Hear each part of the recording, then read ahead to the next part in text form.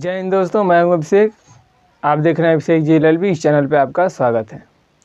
दोस्तों, आज बात करेंगे कि भारत के कानून में कुल कितने प्रकार की सज़ा का प्रावधान दिया है।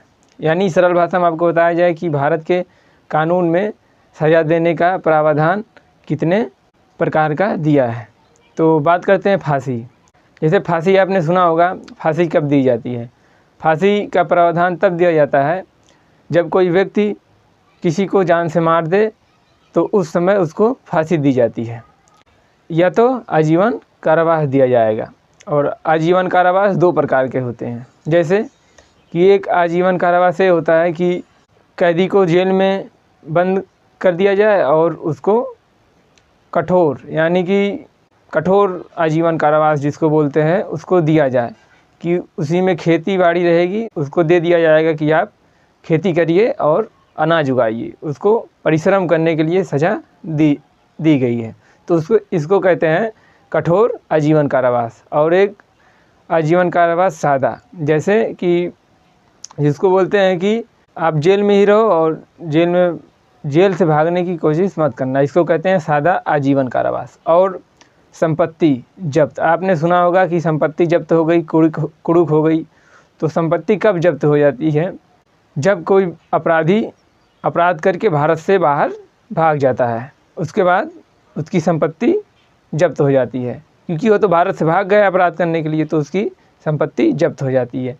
एक तो आपने जाना कि आपने समझ लिया फांसी कब दी जाती है और आजीवन कारावास क्या होता है और कठोर आजीवन कारावास क्या होता है, आपने दो देख लिया। और जुर्माना का भी प्रावधान है। जैसे कि आपने देखा होगा कि स्टेशन पे या एयरपोर्ट पे आप गए होंगे, वहाँ पर देखे होंगे कि वहाँ पर लिखा होता है कि यहाँ पर थूकना मना है, तो लोग वहाँ पर थूक देते हैं और उसके लिए 1000 या 500 रुपये जुर्माना लगाया जाता है। तो इस प्रकार जुर्माना का प्रावधान दिया गया है भारत का कानून में। बात कर लेते हैं पांचवा सज़ा की, जैसे कि सामुदायिक सेवा। अब आप लोग समझ में नहीं आएगा कि सामुदायिक सेवा क्या होता है। सामुदायिक सेवा का सज़ा होता है कैसे कि जैसे मान लीजिए आपसे कोई व्यक्ति आया और वो पूछा कि शर्मा जी का घर कहाँ है, तो आपने उसको बताया कि शर्मा जी के घर चले जाइए, दूसरे गली में मकान नंबर 3 है। तो आपने बता दिया, तो आप तो बता दिए, आप चले गए। और वो जो व्यक्ति आपसे पूछा है कि शर्मा जी के घर कहाँ है, वो चोर था। और वो चोर था, वो गया शर्मा जी का घर लूट के लेके चला गया। तो उसके बाद तब आप आए, आपको पता चला कि शर्मा जी के घर में चोर आया था और लूट के लेके चला गया सारा सामान। तो आपको बहुत दुख होती है और आप बहुत चिंता होते हैं कि हमने ही गलती किया कि शर्मा जी का घर बता दिया, और अगर हम नहीं बताए होते तो उनका घर आज चोरी नहीं होता।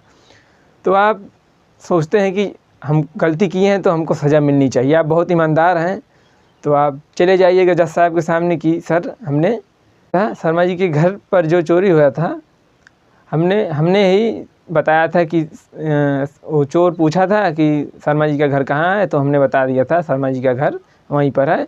तो सर, हम इसके लिए हमको दंडित कीजिए। तो आपको तो फांसी तुरंत, जज साहब तो आपको फांसी देंगे नहीं। तो सामुदायिक सेवा जो है, एक प्रावधान दिया है भारत के कानून में, सामुदायिक सेवा। तो आपको दे दिया जाएगा कि आप तो ईमानदार हैं, तभी तो वहाँ पर गए हैं ना, आप पढ़ने में सक्षम हैं, तो आपको दे दिया जाएगा कि आप जाइए किसी अनाथ आश्रम में बच्चों को 1 महीना मुफ्त में पढ़ाइए। और जैसे कि आपको दे दिया जाए कि आप जाइए मंदिर में, जो दर्शन करने भीड़ होती है दर्शन करने के लिए, जो लोग आते हैं उनको बढ़िया से लाइन लगवाइए। तो ये सब दे दिया जाएगा। तो आपने ये सब तो जान लिया। आपको ये वीडियो पसंद आया तो चैनल को सब्सक्राइब कीजिए और बेल आइकन ज़रूर दबाइए। जय हिंद।